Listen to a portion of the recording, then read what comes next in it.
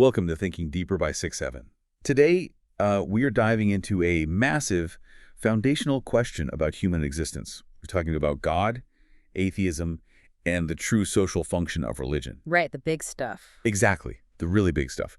We're exploring why religion has survived for so long across the globe. Is it because it's divinely true, or simply because it was like the ultimate tool for human survival?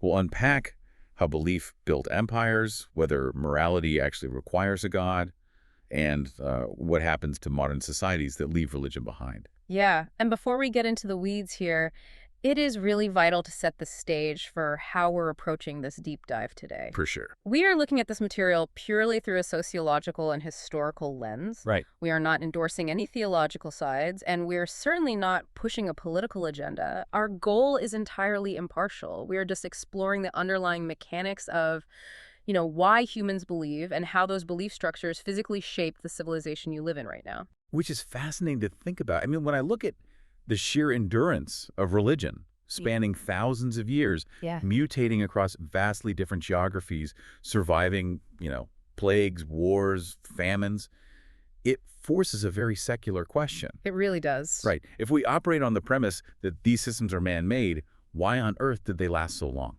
Flawed human inventions usually break. Yeah. But this one didn't. Well, it didn't break because it functioned exceptionally well.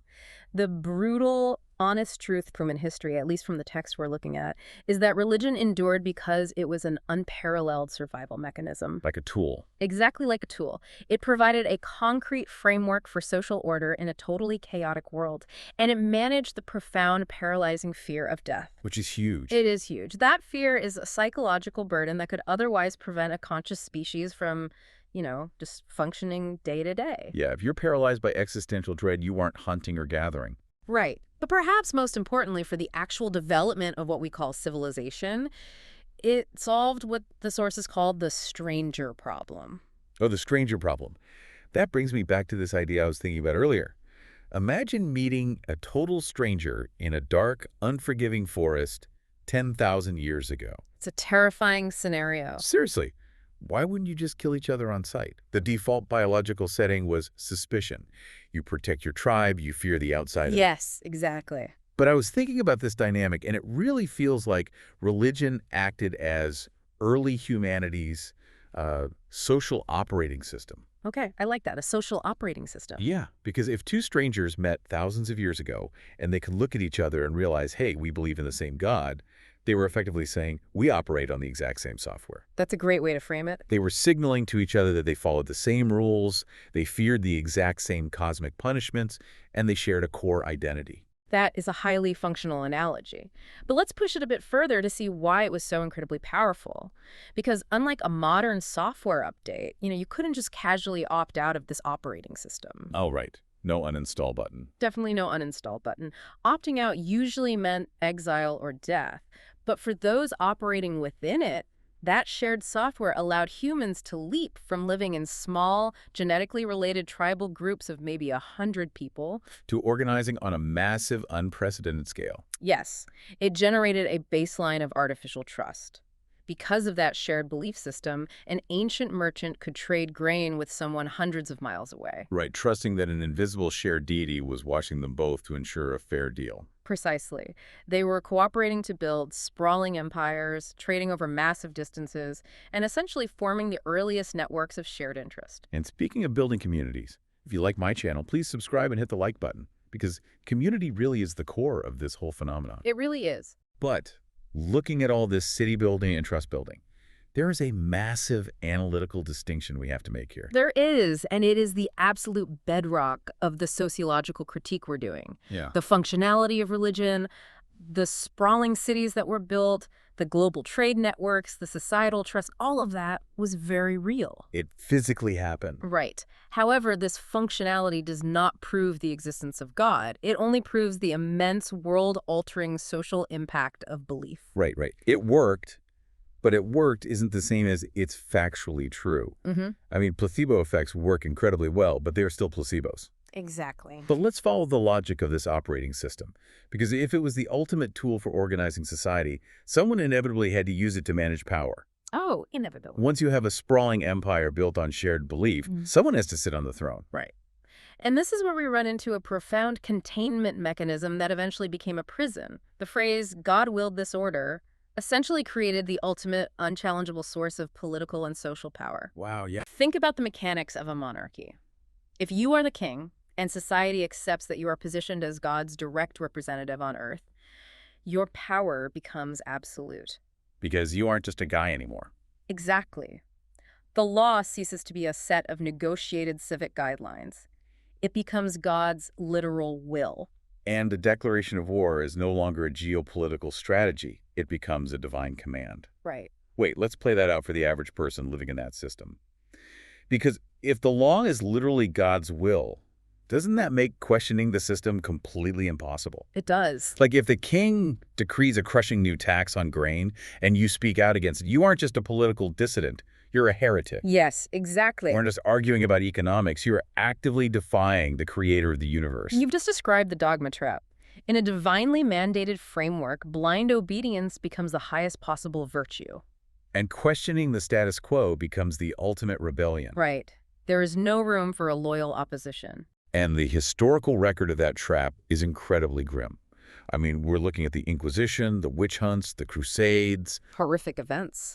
And it wasn't just ancient history either. We see how the institution of slavery was frequently presented and justified to the masses as a quote-unquote divine order, right up to modern-day terror carried out in the name of religion. The sheer volume of human suffering justified by God's will is staggering. It is, but we need to pause here for a critical nuance check to maintain our objective lens. Highlighting these atrocities does not mean religious people are bad. Right, of course. The vast majority of religious individuals throughout history and today act with genuinely good intentions and a desire for community and peace. What this historical record demonstrates is a systemic flaw. Dogma inherently blocks moral progress. Because the mechanism for updating societal values is completely jammed. Exactly. If a rule is universally viewed as God's command, you cannot sit down at a table and debate it. You can't say, hey, human understanding has evolved, maybe we should update our values on this issue. Because revising a divine law feels like a sin. Exactly. When your moral code is etched in stone by an infallible creator, admitting that a rule is outdated or harmful requires dismantling the entire authority structure. So societies often chose to maintain the harmful rule rather than risk questioning the divine authority. But if we acknowledge that religious dogma can actually hinder moral progress, it creates serious logical friction. It raises a massive chicken or egg question. Which is? Did religion invent morality? Or does morality predate religion? Because you've probably heard the argument, maybe at a family dinner or on a late-night forum, that without religion, there is simply no morality. Oh, it's everywhere. Right. The assumption is that without a fear of divine punishment and hellfire, humans would just be at each other's throats in a perpetual purge. It is arguably the most common defense of religious utility today. But if we look at evolutionary history, based on our sources, that argument falls apart entirely. Because morality is vastly older than religion. Long, long before anyone was etching sacred texts into stone tablets, early humans were acting in ways we would define as deeply moral. Like what? They protected their young at the cost of their own lives, they stayed fiercely loyal to their groups, and they formed complex cooperative alliances. Which means biology is doing the heavy lifting, not theology. Exactly. Empathy isn't some mystical concept invented by an ancient priesthood. It is a hardcore, calculated evolutionary survival advantage. Yes. I mean, we were a social species. We lacked the armor of a rhinoceros or the claws of a bear. Our only survival mechanism was the group. Right. Therefore, early humans had to be able to react to the pain and needs of their group members. If the group doesn't survive, the individual gets eaten. So the true historical foundation of morality is empathy, driven by the biological imperative to survive. It totally strips away the mystical layer and reveals the brutal mechanics of natural selection.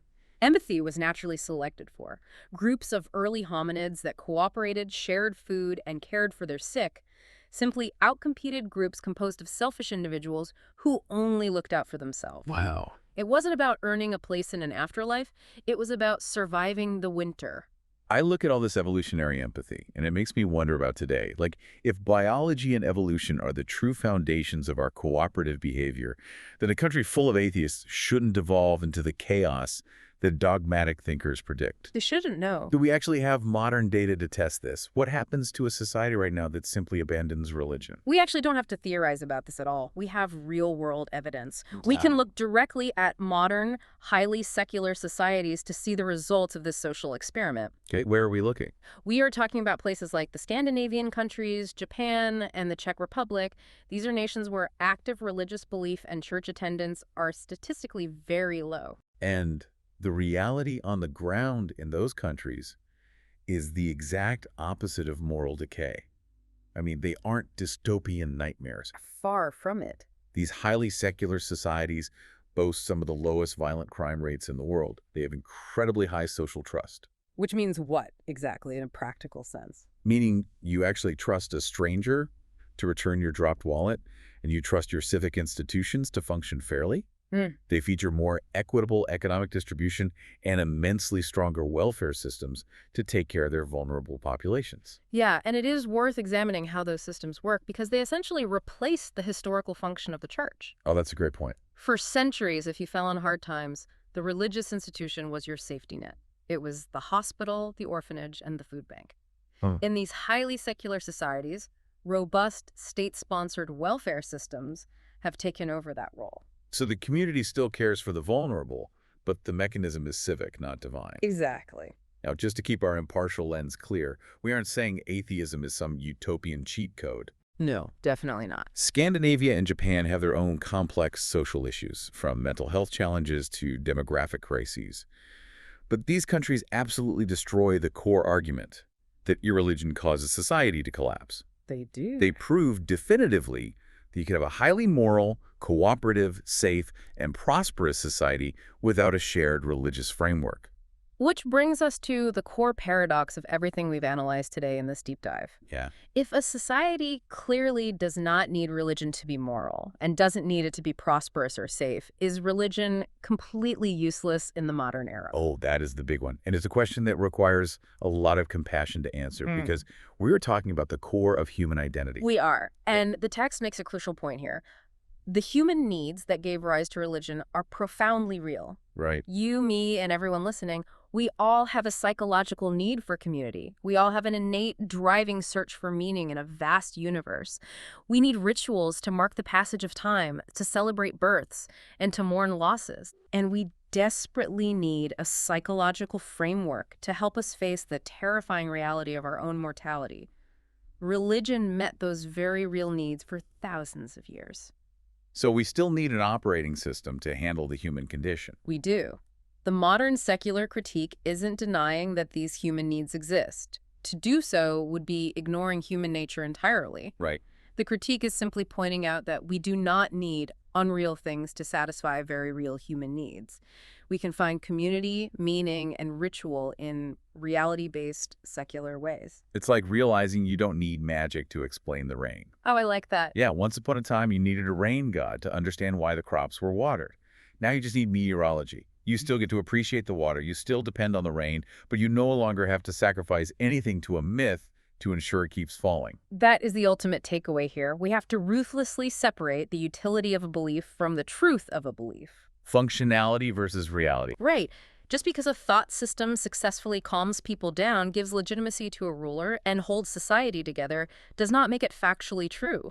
Functionality is never, ever proof of reality. Nothing powerful. Humanity has historically used a vast array of myths to survive its infancy. Recognizing them as myths is simply the next step in our societal maturation. It fundamentally reframes how you look at the entire history of human civilization. Yeah. We built our world on a scaffolding of shared stories, and now we're trying to figure out if the building can stand on its own without the scaffolding. Beautifully put. So as we wrap up this deep dive, I want to leave you with one final, lingering question to ponder on your own. If we are slowly, globally, moving away from religious frameworks to fulfill our very real human needs for ritual, meaning, and community, what new, entirely secular dogmas or shared stories might we accidentally invent in the future to take their place? And will those new stories become just as dangerous to question?